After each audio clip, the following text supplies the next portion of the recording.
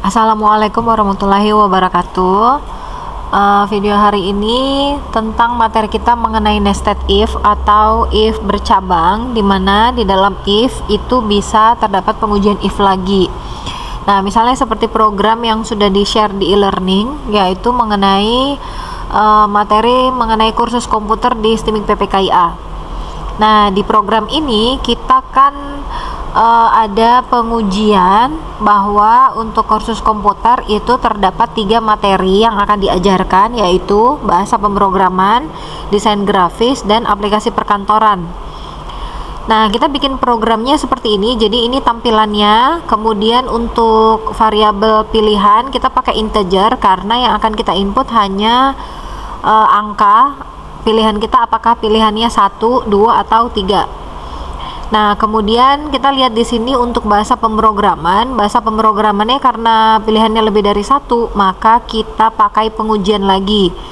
Jadi jika pilihnya 1, yaitu bahasa pemrograman, maka kita bikin lagi programnya, apakah mau memilih pemrograman web, pemrograman desktop, atau pemrograman mobile. Nah, setelah kita bikin pengujian, lalu untuk pemrograman webnya, karena di bahasa pemrogramannya pilihannya lebih dari 1, maka kita bikin pengujian lagi. Nah, perhatikan untuk tampilan programnya. Di sini kan ada if pilih 1, itu untuk yang bahasa pemrograman. Kemudian di bawahnya ini if-nya itu tampilannya agak masuk ke dalam, karena ini berarti untuk pengujian apakah mau memilih pemrograman web, pemrograman desktop, atau pemrograman mobile.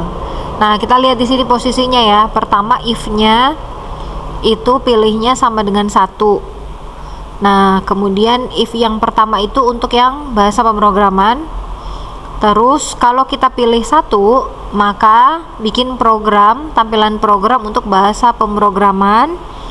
Kemudian kita uji lagi di bawahnya. Jadi di dalamnya bahasa pemrograman kita uji lagi.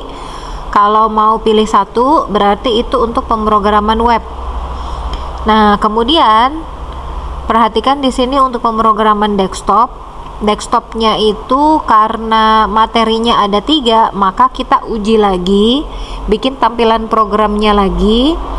Kalau mau pilih Visual Studio, Python, atau C++, berarti kita bikin pengujian lagi di dalamnya. Nah, jadi ini if bertingkat atau nested if. Jadi di dalam if itu ada if lagi. Nah, di bawah sini kita uji lagi karena ternyata untuk pemrograman desktop itu cabangnya ada lagi, mau pilih Visual, Python, atau C++. Nah, terus kita lihat lagi untuk yang bawahnya ya, else if-nya itu sejajar sama else if yang di atas. Berarti kita mau uji untuk pemrograman mobile. Karena pemrograman mobilenya cuma 1, berarti kita langsung tampilkan aja cout-nya pemrograman mobile, kemudian harganya 1.400.000. Nah, kita lihat lagi else if yang di atas. Ini sejajar sama if pilihan yang pertama. Berarti yang kedua itu pilihannya jika memilih desain grafis. Berarti kalau desain grafis kita karena pilihannya hanya 1, berarti nggak usah pakai if, langsung aja cetak cout desain grafis harganya 1 juta. Nah, begitupun untuk yang pilihan yang ketiga, yaitu aplikasi perkantoran. Karena isinya cuma 1, berarti kita langsung tampilkan cout-nya. Jadi dari program ini kita bisa tahu mana pemrograman yang pilihannya lebih dari 1. Kalau misalnya pilihannya lebih dari 1, berarti kita uji lagi mau pemrograman yang mana. Nah, ini dari programnya sudah Ibu kopikan di e-learning. Sekarang Ibu kasih lihatkan logikanya ya, logika algoritmanya. Kalau misalnya dari gambar ini. Nah, untuk yang nested if-nya, nah, perhatikan gambar logika yang ada di sini. Ini programnya sengaja Ibu buat agak masuk ke dalam. Jadi ketika ada pilihan ya berarti dia ke kanan. Kalau misalnya pilihan selain dari itu, maka dia akan ke bawah. Makanya sejajar seperti ini ya. Pertama, tampilan programnya sesuai sama warnanya ini ya. Jadi pertama tampilan programnya itu pilihannya adalah kursus komputer. Kalau kita memilih bahasa pemrograman, berarti bahasa pemrogramannya itu bercabang lagi ke kanan. Jadi jika pilihannya satu bahasa pemrograman, terus bikin tampilan programnya yaitu ada pemrograman web, pemrograman desktop sama pemrograman mobile. Nah, kalau misalnya pilihannya hanya satu, maka dia langsung tampilkan outputnya, coutnya. Kalau untuk pemrograman desktop, karena masih ada pilihannya, berarti kita uji lagi. If lagi, dia agak masuk ke kanan, berarti itu masih ada pengujiannya, kita uji lagi. Lalu diuji Visual Studio, Python atau C++. Nah, kemudian yang ini sejajar di bawahnya jika pilihannya adalah 3, maka itu pemrograman mobile. Nah, lihat lagi yang atas ini sejajar ya. Jadi dia ke bawah. Kalau pilihan 2 berarti desain grafis. Kalau pilihannya 3 berarti aplikasi perkantoran. Nah, else-nya jika pilihannya bukan 1, 2 atau 3, maka else itu selain itu maka tampilkan cout-nya pilihan tidak valid, silahkan coba lagi.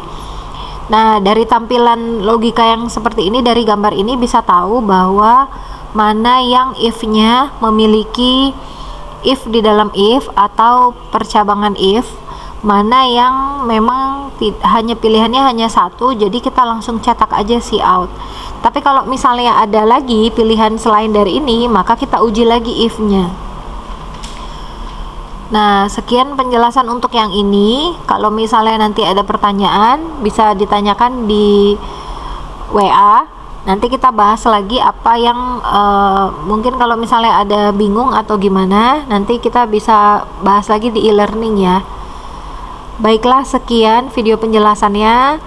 Untuk tugasnya, Ibu ambil nilai tugasnya hampir sama. Nah, perhatikan di sini kan untuk yang tugasnya kita mau bikin daftar menu. Jadi pilihannya ada makanan, minuman atau snack. Nah, jadi kalau misalnya tampilannya ke kanan, logikanya itu ke kanan arahnya, berarti itu masih ada pengujian lagi. Jadi yang if-nya kita uji kalau misalnya kita pilih makanan, apakah mau nasi goreng, soto ayam atau gado-gado. Nah, untuk nasi gorengnya itu kan ada pilihan lagi tuh, makanya dia arahnya ke kanan. Kemudian kita uji lagi nasi gorengnya mau nasi goreng ikan asin, nasi goreng babat atau nasi goreng ayam pedas. Nah, kemudian untuk yang soto ayamnya karena hanya pilihannya hanya satu, berarti nggak usah pakai if. Begitupun untuk yang gado-gado. Nah, untuk snacknya sama, jadi yang memiliki pengujian if bertingkat itu yang makanan sama yang nasi goreng. Oke. Nah, kalau ada pertanyaan nanti boleh ditanyakan di WA ya. Waktu pengerjaannya sampai jam 11. Terima kasih. Assalamualaikum warahmatullahi wabarakatuh.